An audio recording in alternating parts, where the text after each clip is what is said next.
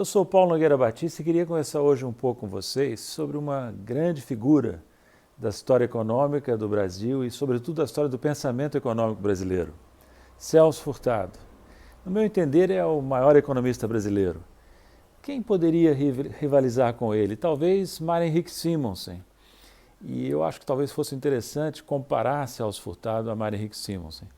Quando eu morei na China, eu fiz um esforço, não muito bem sucedido, de entender a filosofia antiga chinesa, mas desse esforço eu retive um princípio taoísta que me parece interessante. Os conceitos só existem como contrastes. É pelo contraste que se conhecem as coisas, os conceitos, as pessoas.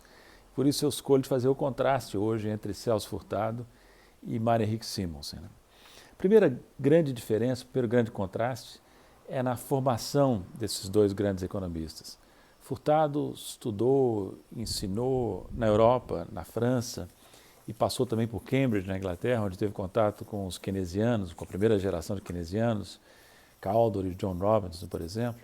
Ao passo que Mário Henrique Simonsen, embora nunca tenha estudado fora do Brasil, representava a tentativa de aplicar no Brasil a economia tal como ensinada e praticada nos Estados Unidos. Então, Furtado praticava economia política, political economy, ao passo que Simonsen praticava economics, economia. E Furtado costumava dizer, consistentemente com a sua abordagem geral, que nunca havia sido apresentado a um problema econômico que não fosse ao mesmo tempo um problema político.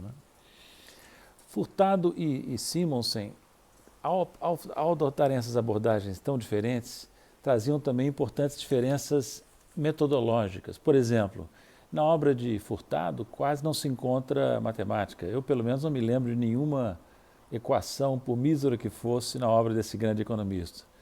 Já Simonsen se destacava pela aplicação de modelos econômicos e pelo ensino da econometria, seguindo, nesse ponto, a tradição das universidades americanas. Vejam que Furtado participou, é importante lembrar isso, participou de um período áureo, de um período dourado do pensamento econômico, que foi na Europa, na Inglaterra, notadamente, a tradição inaugurada por Keynes e pela primeira geração de keynesianos. E na América Latina por Prebisch, o grande economista argentino keynesiano que muito influenciou Celso Furtado. Uma vez, há muito tempo atrás, quando eu tinha uns 25 anos, eu encontrei com o Celso Furtado num almoço na casa do meu pai, no Rio de Janeiro, e comentei com ele como era grande o contraste entre a economia, a fase da economia na qual Furtado havia se formado e a fase da economia, do pensamento econômico com a qual nós nos defrontávamos no início dos anos 80, muito mais pobre, muito menos interessante. Como eu insistisse muito no assunto, o Furtado respondeu, comentou com um olhar, com um sorriso irônico: nem todos podem participar de um renascimento. E era disso que o Celso Furtado tinha participado, de um verdadeiro renascimento do pensamento econômico no mundo e, em particular, na América Latina. E ele foi um dos elementos centrais, um dos pensadores centrais desse renascimento. Não só no Brasil, mas também em outros países, sobretudo na América Latina. Mas, apesar dessas diferenças de método entre Simonsen e Furtado, havia traços comuns. Entre eles eu destaco um que me parece significativo.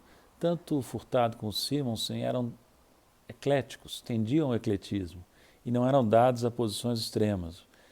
O Mário Henrique, por exemplo, era um pensador, um economista de tradição mais neoclássica, digamos assim, mas nunca foi um partidário do ultraliberalismo defendido por Chicago. Ele incorporava certas influências keynesianas e reconhecia a importância do papel do Estado na economia. Já o Celso Furtado nunca foi marxista.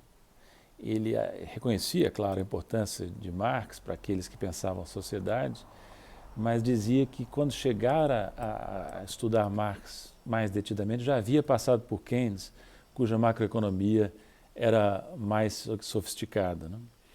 Então, tanto Simonsen como Furtado se situam no vasto campo intermediário entre o ultraliberalismo da Escola de Chicago e o marxismo. É claro que em campos opostos. Simonsen, vamos dizer assim, na centro-direita e Celso Furtado na centro-esquerda. Mas eu diria, para terminar esse breve comentário, que a grande diferença entre Furtado e Simonsen era outra, era a criatividade. O Simonsen era um economista brilhante, uma inteligência privilegiada, mas não era um pensador original. Ele se destacou na vida como um aplicador, um divulgador das teorias e estudos da economia nos Estados Unidos, fazia isso com maestria, mas não era não era preponderantemente um criador. Já Celso Furtado era uma mente eminentemente criativa.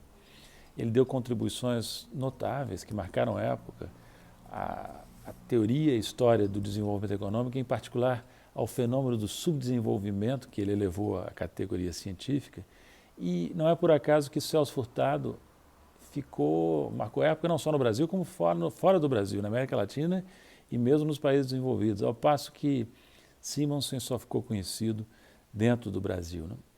Então, o Celso costumava dizer que uma coisa que caracterizava bem a atitude dele em relação à ciência e à economia em particular, ele destacava como atributos fundamentais para a atividade científica duas características que os metodólogos da ciência não costumam destacar, duas características importantes segundo Furtado: imaginação e coragem.